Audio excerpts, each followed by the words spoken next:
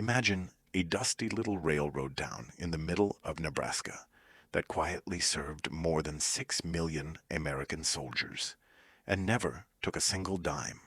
For 10 frantic minutes at a time, troop trains would screech to a halt, and hungry, homesick kids in uniform would pour into a station lunchroom that felt less like a stopover and more like a miracle. This is the story of the North Platte Canteen, and a 15-year-old farm girl who thought she was doing something small and only later realized it was one of the biggest things she'd ever do. Imagine a place in the middle of America that quietly served more than 6 million men and women in uniform and never took a single dime. From Christmas Day 1941 until April 1st, 1946, in the railroad town of North Platte, Nebraska, a simple lunchroom at the Union Pacific Depot became one of the greatest volunteer efforts of World War II. Troop trains stopped there for just a few minutes, but in that short time, thousands of soldiers tasted something they had almost forgotten, the feeling of home. This is where a farm girl named Rosalie Frazell found her own way to serve. She grew up on a farm near Shelton, Nebraska, and in 1942, as a high school sophomore, she heard the call go out. The North Platte Canteen needed women volunteers. Her older sister signed up, and Rosalie thought, me too. Her parents understood the times they were living in and were willing to let their teenage daughter help the war effort in the only way she could. Just getting to North Platte was a mission. Because of gas rationing, many communities pooled fuel or rode together, but volunteers from Shelton had one advantage. They could take the train. There was only one catch. It left at 3:30 in the morning. Rosalie remembered the night she and her friends stayed over in town, so they wouldn't have to travel the 7 miles from the farm before dawn, and still overslept. They threw on their clothes and raced for the depot, hearts pounding, only to find that the little local train was running 20 minutes late. For 2 sleepy farm girls, that slow, old train felt like a miracle. By about 7 a.m., they rolled into North Platte and walked into a world of organized chaos and kindness. Rosalie's first job was simple but important. Lay out magazines to catch the soldiers' eyes. Stacks of Life, Look, the Saturday Evening Post, Reader's Digest, plus sports, movie, and car magazines filled the tables. Families from all over the region had donated them, along with almost everything else in the room. The issues weren't always current, but to young men heading toward the unknown, they were a precious slice of normal life. Once the magazines were set out, the real grind began. Rosalie moved to the kitchen and started peeling hard-boiled eggs. Dozens, then hundreds. She later described how, from 10 in the morning until 1 in the afternoon, volunteers filled 20 big baskets with egg salad sandwiches. Around 20 to 25 women worked constantly to keep the tables loaded with sandwiches, cookies, coffee, milk, and birthday cakes. What makes it even more remarkable is that America was living under strict food rationing, and yet every ingredient was donated. People even gave up their own sugar rations, just so they could bake something for those soldiers passing through. For the troops, the stop in North Platte was brief but unforgettable.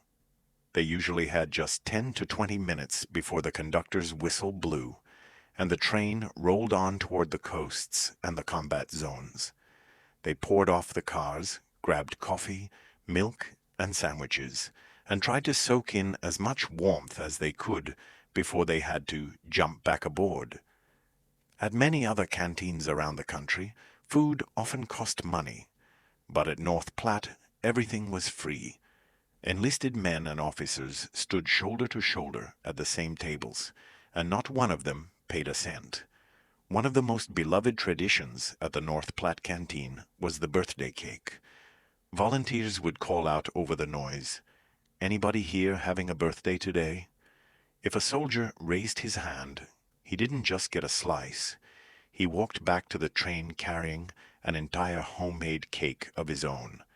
For many of them, that might be the last birthday they ever celebrated, and the sight of a young man in uniform boarding the train with a cake in his arms left smiles and tears behind on the platform. The work didn't end when the train pulled away. Once the soldiers were gone, mountains of dishes waited. The canteen served coffee in real china cups, not paper, and every cup had to be washed and dried by hand before the next troop train arrived. For teenage girls like Rosalie, it meant long hours at the sink, scrubbing and drying, then doing it all over again. She later joked that she was just a plain worker and a teenager, but the truth is that this quiet, repetitive work kept the operation running smoothly for years. Of course, Rosalie was still a teenager, surrounded by men in uniform. She remembered how her heart would race when those trains pulled in, how exciting it was to be in the middle of all that energy and movement.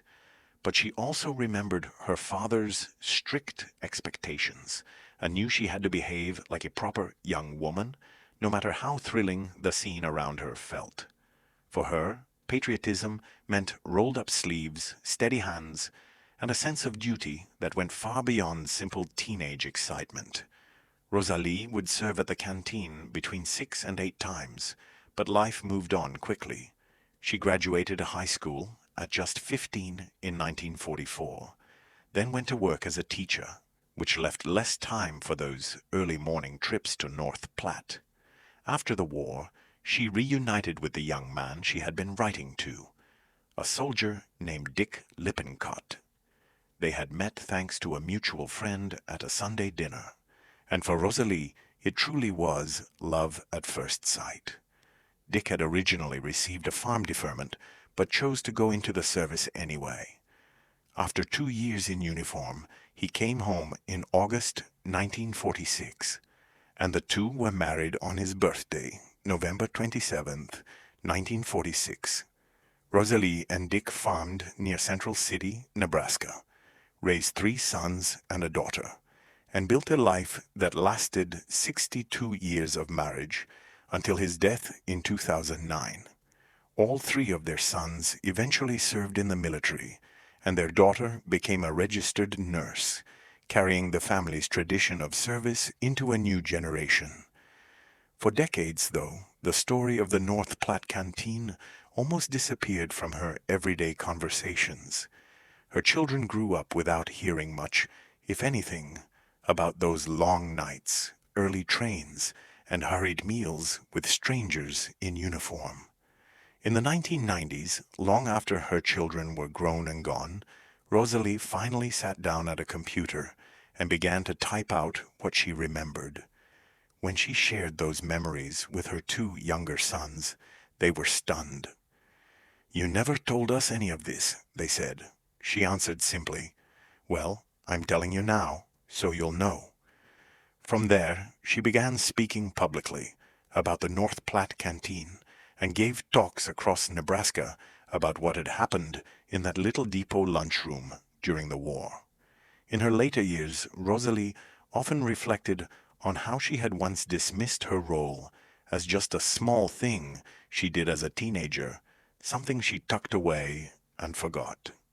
But as she grew older, those memories brought her deep joy and a renewed enthusiasm for life. She realized that her few trips to the canteen had connected her to one of the most extraordinary grassroots efforts of the entire war, an army of about 55,000 volunteers from more than 100 towns who fed millions of service members on their way to war. Today, the North Platte Canteen stands as a powerful example of what ordinary people can do when they decide that no one in uniform should pass through their town without feeling cared for. It was sandwiches and coffee, birthday cakes, and magazines, but it was also something deeper, a promise that even in a world at war, the heartland still had a heart.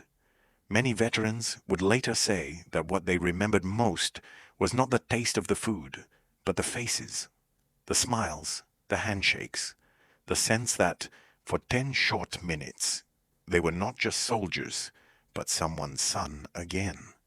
Rosalie Lippincott spent the final years of her life making sure that story was not forgotten, because the North Platte Canteen was never just about feeding trains. It was about reminding millions of Americans on their way to danger that they were not alone.